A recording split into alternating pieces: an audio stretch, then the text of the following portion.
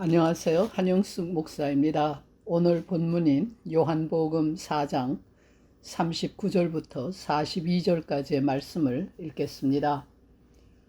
여자의 말이 그가 나의 행한 모든 것을 내게 말하였다 증거하므로 그 동네 중에 많은 사마리아인이 예수를 믿는지라. 사마리아인들이 예수께 와서 자기들과 함께 유하기를 청하니 거기서 이틀을 유하심에 예수의 말씀을 인하여 믿는 자가 더욱 많아 그 여자에게 말하되 이제 우리가 믿는 것은 네 말을 윈함이 아니니 이는 우리가 친히 듣고 그가 참으로 세상의 구주신 줄 알미니라 하였더라. 본문은 예수를 믿는 일과 예수를 전하는 일이 어떤 관계에 있는지를 말해 줍니다. 사람이 예수를 믿기 위해서는 먼저 누군가의 전도를 받아야 합니다. 예수를 소개하는 사람의 말을 듣고 예수에게로 오게 됩니다. 사마리아 여인이 동네 사람들에게 예수를 소개했던 것과 같이 우리도 모두 그러합니다. 예수를 소개하는 일을 직업으로 가진 사람들이 목회자들입니다. 이들이 하는 일은 사람들에게 예수를 소개하는 것입니다. 특히 설교가 그러합니다. 그러나 많은 설교가 세속화되어 있음을 부인할 수 없습니다. 설교라는 이름으로 학문적인 지식을 소개하기도 하고 세상에서 출세하고 성공하는 비결을 가르치기도 합니다. 이러한 일이 강단에서 일어나는 것은 설교자가 자신의 임무를 망각하고 있기 때문입니다. 설교의 임무는 예수를 전하는 것입니다. 예수를 전하는 것은 곧 하나님을 전하는 것입니다. 사도 바울은 복음이 전해지기만 한다면 설교자의 인격이나 그 사람의 삶의 내용이 어떠하든지 상관하지 않는다고까지 했습니다. 예수 그리스도가 전해지는 것이 그만큼 중요하기 때문입니다. 그런데 설교를 듣는 사람들이 선포되는 말보다는 설교자에게 더 관심을 가지는 경우가 있습니다. 설교자의 외적인 조건을 보고 이곳저곳을 찾아다니는 사람들도 있습니다. 뿐만 아니라 많은 사람들이 설교자가 전하는 말을 평가하거나 그 말만 듣고 거기서 끝나고 맙니다. 그러나 사실 설교자에게 관심을 가지거나 설교자의 말에 매달리는 것은 부질없는 일입니다. 그때 그 말은 공허한 것이 되기 때문입니다. 예수의 부활 소식을 전하는 여인들의 말이 허탄한 듯이 보였다는 마가복음의 지적처럼 말입니다. 사람에게 관심을 가지거나 누군가의 말에만 의지하는 상태에 머물러서는 믿음에 이르렀다고 할 수가 없습니다.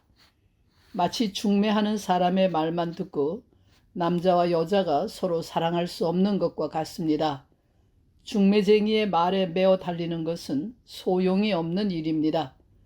문제는 장본인을 만나야 하고 장본인의 말을 직접 듣고 믿을 수 있어야 합니다. 그때 비로소 사랑의 관계가 성립될 수 있습니다.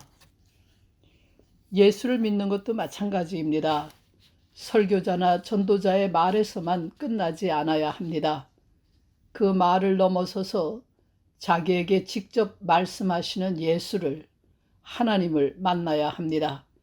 소개하는 자의 말을 넘어서서 예수 자신을, 하나님 자신을 만나려는 노력이 있어야 합니다. 단 한마디의 말이라도 좋으니 예수의 말을 직접 들어야 합니다. 그리하여 믿는 자가 되어야 합니다. 자신의 생애에서 예수를 만난 자가 되어야 합니다. 예수를 영접한 사람이 되어야 합니다. 사마리아 사람들이 이제 우리가 믿는 것은 네 말을 인함이 아니니 이는 우리가 친히 듣고 그가 참으로 세상의 구주신 줄 안다고 한 것처럼 말입니다. 믿는 자가 된 것을 알 수 있는 방법은 간단합니다. 그것은 자신이 믿는 예수를 다른 사람에게 전할 수 있게 되는 것입니다. 남의 말로서가 아니라 자신의 말로서 예수를 전하는 것입니다. 남의 말을 앵무새처럼 외워서는 살아있는 예수를 전할 수가 없습니다. 참으로 믿는 자는 전하는 자가 됩니다. 그러나 믿는 자에서 전하는 자가 된 사람은 전하는 자에서 또다시 믿는 자가 되어야 합니다. 이 관계는 끊임없이 계속되어야 합니다. 누구도 어떤 한 자리에 머물러 있어서는 안 됩니다. 인간의 믿음은 늘 도전 속에 있고 그의 믿음이 공허한 말에 매어 달려 있어서는 안 되기 때문입니다. 마치 혼인의 관계가 결혼 서약에 매어 달려 있을 수 없는 것과 같습니다. 믿음은 늘 새로운 말로 고백되어야 합니다. 인간의 삶이 변하기 때문입니다. 자기 자신이 변하고 그를 둘러싼 환경이 변하기 때문에 우리 인간이 만나는 예수, 하나님의 말씀도 새로울 수밖에 없습니다. 그러나 믿음에 이르기 위한 모든 노력에도 불구하고 인간의 능력이나 지혜로 믿음에 이를 수는 없습니다.